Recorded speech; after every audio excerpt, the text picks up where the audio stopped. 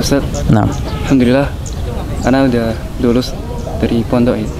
Udah alhamdulillah nikmah. 4 tahun pondok. Berapa? 4 tahun ya? Iya. Nah, Alhamdulillah, ya meskipun ilmu anak gak seberapa, tapi alhamdulillah ya semua atas pengajarannya kami. Kemudian anak ingin minta nasihat Ustaz. Nasihat tentang kami ini yang sudah lulus ini, apa saja kira-kira yang dibutuhkan. baik. Bismillah, alhamdulillah, wassalatu wassalamu ala rasulillah, ma ba'd. Dalam rangka mengamalkan hak muslim terhadap muslim, bahwasanya kata Nabi, idza stansahaka fansahlah. Apabila saudaramu meminta nasihat, maka nasihati, ya. Maka dalam poin ini insyaallah ada beberapa nasihat. Yang pertama, antum setelah lulus dan tentu selama belajar di Ma'had As-Sunnah, ya tentu mendapatkan banyak ilmu, maka yang paling pertama antum wajib mensyukuri atas fursah, kesempatan antum diberi kemudahan oleh Allah Subhanahu wa taala untuk bisa belajar di Ma'had ini. Karena tidak semua orang bisa diberi kesempatan oleh Allah seperti ini. Dan Nabi telah mengatakan, antum juga tahu hadisnya, man yuridillahu bihi khairan yufaqihu fiddin. Barang siapa yang diridai kebaikan oleh Allah, maka dia akan dipahamkan kepada agama. Kemudian mungkin orang bisa banyak belajar di luar, ya. Tapi ketika antum belajar secara taksil ilm di ma'had, bisa duduk bermajelis di pondok, ini yang tidak bisa juga dirasakan mungkin oleh sebagian orang. Mungkin bisa ngaji di pengajian-pengajian, namun tidak seperti kita belajar di pondok. Bagaimana dalam mempelajari ilmu kan dari sejak sangat mendasar sekali. Nah, jadi yang pertama apa? Syukuri terhadap nikmat ini. Kemudian yang kedua, di antara nasihat adalah setelah dari pondok, antum jangan merasa cukup, ya, belajar di pondok ini.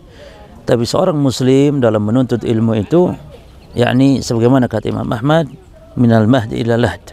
Ini dari mulai boyan sampai kita meninggal. Artinya terus al-hir, semangat dan semangat dalam menuntut ilmu tanpa putus. Jangan merasa cukup, ya, belajar hanya di pondok as-sunnah saja, tapi juga antum di luar harus lebih meningkatkan keilmuan. Oleh karena itu kata Nabi tentang ilmu ini, kita tidak boleh merasa kenyang dan kita memang harus tamak dalam masalah ilmu. Sebagaimana disebutkan bahwa ada dua golongan yang tamak rakus, namun yang satu jelek, yang satu baik. Yang satu rakus kepada harta, yang satu rakus kepada ilmu. Antum tahu hadisnya apa? Man humani la yashba'an. Ya.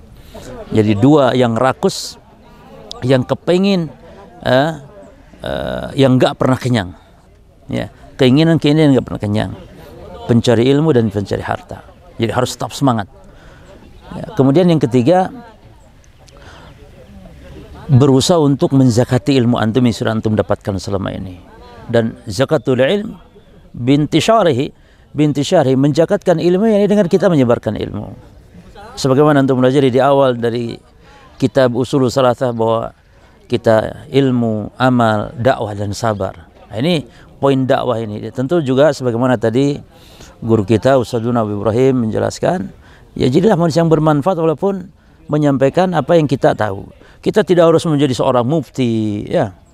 Tidak harus menjadi seorang mufti, tapi kita menyampaikan ilmu yang kita ketahui. Kemudian nanti di antara nasihat lagi adalah berusaha untuk menjaga waktu. Ini banyak orang melalaikan masalah ini, sebagaimana juga tadi atau semalam ya sudah kita bahas tentang pentingnya menjaga waktu luang. Karena antum sebagai seorang syabab, pemuda di posisi marhalah yang memang puncak keemasan, seorang kalau tidak digunakan dalam hal yang baik, dia akan jatuh kepada hal yang tidak bermanfaat. Iya, artinya masa muda ini masa yang betul-betul harus istimewa untuk kita gunakan dalam ketaatan. Ana sampaikan semalam, jangan sampai kita ini semangat ibadah kalau sudah tua, sudah badannya sudah lemah. Kita juga sekarang belajar ini hafalan, sudah mulai berkurang, tidak seperti. Nah, maka gunakan waktu muda, menjaga waktu, karena banyak para pemuda antum lihat, antum patut bersyukur. Nggak masalah sesekali antum lihat orang seperti itu, pemuda-pemuda yang nongkrong di kafe, yang membuka hal yang tidak bermanfaat. Ya, antum lihat sekali agar antum bersyukur, ya, agar antum bersyukur. Ya, jelas ya. Apa yang pertama tadi? Yang pertama, kita harus bersyukur. bersyukur kepada Allah SWT. Terus yang kedua, Yang kedua, kita terus semangat menuntut. semangat. Terus yang ketiga, Yang ketiga, berusaha menzakati. Yang keempat apa? Menjaga, memanfaatkan waktu sebaik-baiknya, ya. Baik. Kemudian poin yang terakhir mungkin diantara nasihat adalah bahwa orang yang berhasil dalam ilmu bukan berarti dengan banyaknya hafalan. Laysat ilmu bikasrati riwayah, kata para ulama. Ilmu itu bukan dengan banyaknya riwayat, yakni bukan dengan banyak kita maklumat, tapi hakikat ilmu adalah al-khasyah. Apa artinya? Takut kepada Allah. Jadi kalau kita semakin tambah ilmu, semakin kita takut kepada Allah Subhanahu wa taala, dan itulah hakikat ilmu. Jadi ilmu bukan dengan kita Masya Allah banyak hafalan. Kalau urusan hafalan, ahli bid'ah lebih banyak hafalannya. Mungkin ahli bid'ah lebih banyak hafalannya dari kita. Bahkan hatta orang kafir bisa jadi urusan menghafal mereka lebih pintar, lebih cerdas dari kita. Tapi bukan itu hakikat ilmu. Hakikat ilmu adalah kita yakni berusaha takut kepada Allah SWT. Antum sebutkan ayat di Quran yang menunjukkan bahwa hakikat ulama adalah orang yang takut. Allah Ta'ala berfirman, innama yakhshallaha min ibadil ulama. Ahsan, barakallahu fi. Innama yakhshallaha min ibadihi al-ulama. Sesungguhnya hanya yang takut, innama itu adatul hasar, menunjukkan sesungguhnya hanya yang takut kepada Allah lah yang disebut dengan ulama. Orang berilmu hakikatnya orang yang takut kepada Allah. Nah, cukup ya insyaallah. Baik. Ayat Atas nasihatnya. Allah. Semoga ana bisa istiqomah. Ya Rabb, amin. Jadi penuntut ilmu sejati, nah, dan senantiasa istiqomah, tidak menyimpang dari ajaran benar ini. Ya Rabb, amin.